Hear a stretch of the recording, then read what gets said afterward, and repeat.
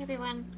So I've had a couple people ask me about the books that I've been getting for research and just self-reference for ADHD and behavioral and empathy and basically like emotions, like how to control your emotions, identify your emotions, and show them to other people rather than lash out or have meltdowns, tantrums, hitting, or screaming instead of just saying I need help or I'm frustrated, or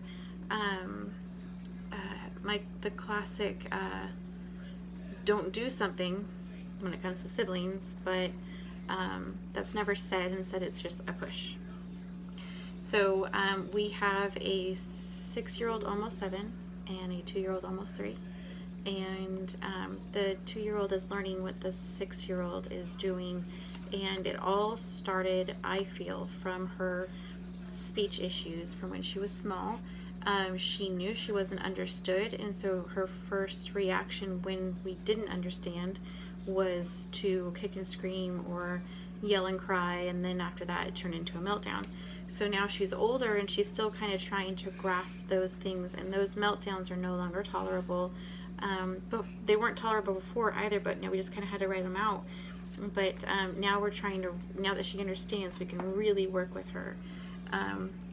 So I have a couple of new books. Some of them I bought, some of them that I got from the library. And so I know we're all parents, so we probably just don't have a lot of time. So I'm gonna go ahead and talk as quietly as I can so everyone can hear me and that the kids don't come inspecting what I'm doing. So this one right here is our new favorite, and it's called I Hate Everything, and it's by Sue Graves. And it's from Free Spirit Publishing. And I know, I'm sorry about the glare, this is like the best place I can get for a shot wise. So far I'm going to show you that it's our emotions and behavior, and they have a whole line of these, and so I'll probably be getting a couple of more. I'm hoping to find more of these at my library, but I haven't been able to just yet. But basically it goes through, it starts off where Sam has a hard night and he goes to somebody's party and he gets upset, and he learns from, I think, his aunt how to identify his emotions, and that, you know, you're making everybody else feel sad, and so how to deal with those emotions and then return to whatever situation you were in. And then at the very back they have a situation, a couple of pages of a situation, and the child is supposed to identify with you what is going on, what's the behavior, what's the emotion, and just identifying those really helps them along the way trying to figure out their own emotions for future issues. We'll probably use this as well for my 2-year-old when he can stop tearing pages.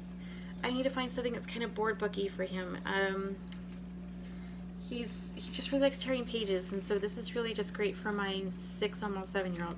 This one right here we haven't read yet, but I think this will be tonight's. It's Today I Am a Monster, and it's by Trevor Judson and Agnes Green. And oops. Basically it goes over, he starts off where sometimes he's a monster. And so like the little boy tells the story about how he is a monster. It's like the other side of himself, and so he doesn't, this isn't like him, but it's like another persona, and that's like the angry monster. And his mom explains that, you know, we just can't let our monsters out. We need to make sure that they're calm. You can still have them around, but we need to make sure that we keep them calm. And so here he is having a meal with his monster. So, and then at the end, there's some activity. So you get to identify probably an activity or I'm sorry, an emotion, as well as a little bit of a story, and you're coloring it. You probably color with the child while you're going over it. So I would imagine that'd be like a day that maybe it's like an emotional day for your child, and you can both sit down and color and talk about the book. My 2-year-old's coming.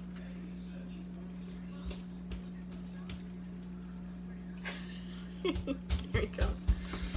Another one that I really, it's kind of long. Thank you. It's kind of long, but it's called Train Your Dragon to Accept No, and it's by Steve Herman. And like I said, it is kind of a long story. You might want to set some good amount of time to read to your child. It's kind of set up in like a kind of a Japanese comic book or graphic novel kind of story art, and so it's really nice, especially if your kids are really into that. And honestly, I haven't opened it too much to read the details, so I'll know more about that tonight. But basically, the dragon is the child's behavior. So like the monster, that is his behavior, and he's got to teach himself to accept no. And that was a big problem with our child. She doesn't accept no very well. Yeah, okay.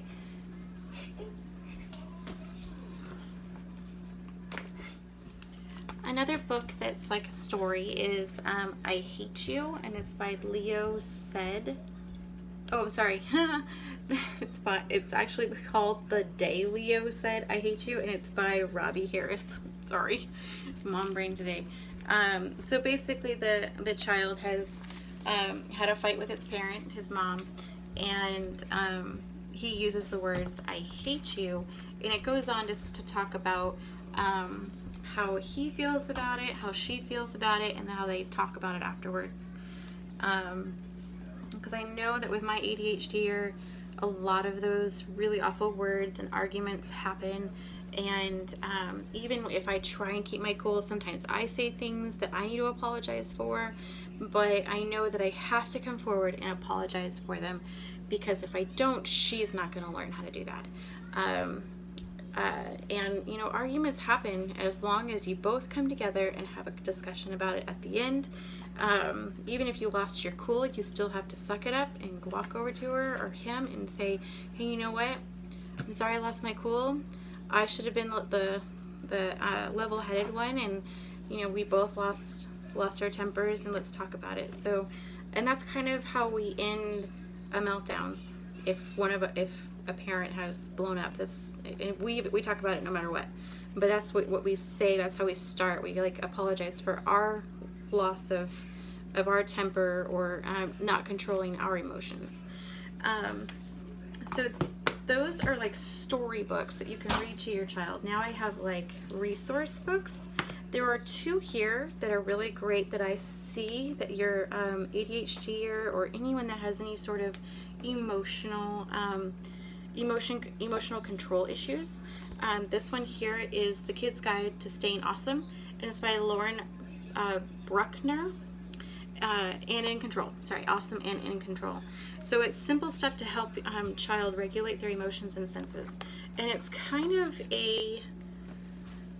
like if you were on a diet, it would tell you like all the things you need to do, what time you should go to bed, how you should work out, how many reps is something you should do, what sort of food you should eat, what you should avoid, what sort of supplements you should take. That's pretty much all in here. So if you're having issues with staying focused, it'll teach you how to stay focused. If you're trying to calm down, it'll give you an exercise to calm down. They've even got certain things that are like good snacks to have. They have a list of snacks here. Sorry, I'm going to try and... They have a list of snacks, and they have a list of supplements that you can try, and which ones probably just won't work or have adverse effects depending on your child. So those are awesome. That one I got from my library.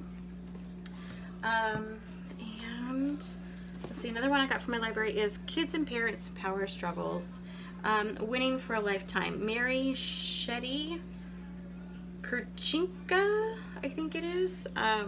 Honestly, I don't feel that this, even though I got it from the library, I don't think this is something that's going to really help me. Yes, there are power struggles, but that's not really my problem. When she's having good days, I have no power struggles. But sometimes the meltdowns happen from power struggles.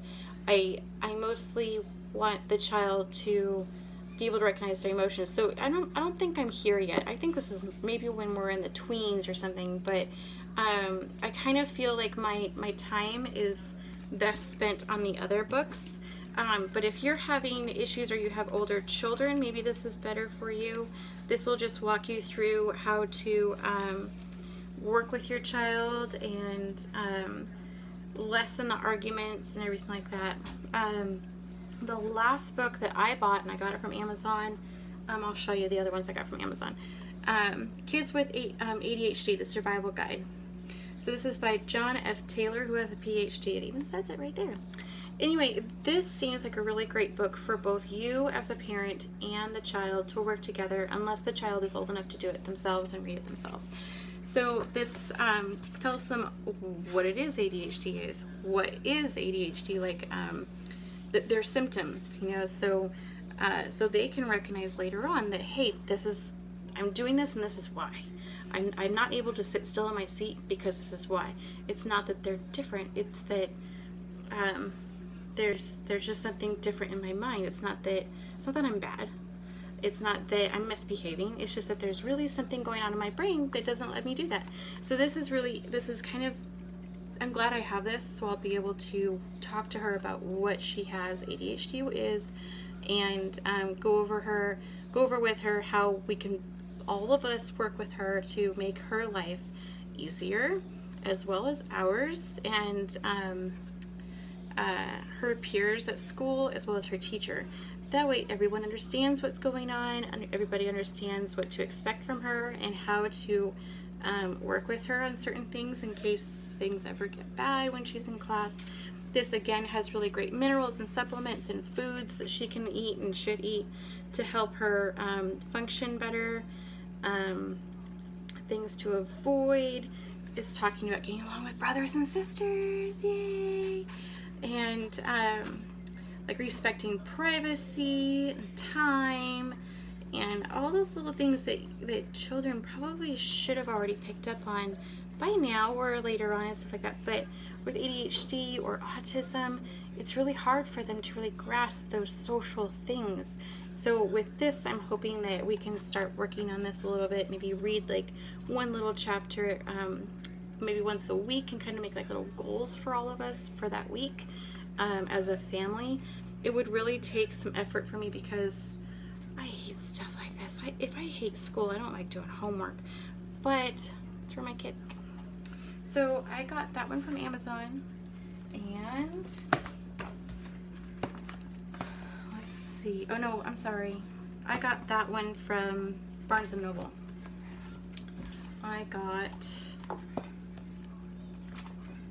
these three from Barnes & Noble, and I use Ibotta, so I got cash back, so that's why I bought it from Barnes & Noble. I probably would have bought it on Amazon if I didn't. And then I got this from Amazon, and I live in a place where we have like 20 different branches of libraries, so I got these three, if I can show you, these three from the library. So I'm hoping we can get more, or I can request some more, especially if they're board books, because I don't know if I really want to buy the board books.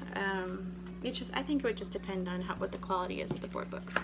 So sometimes the library has better board books because of their binding. They bind them better, or they tape them up and stuff.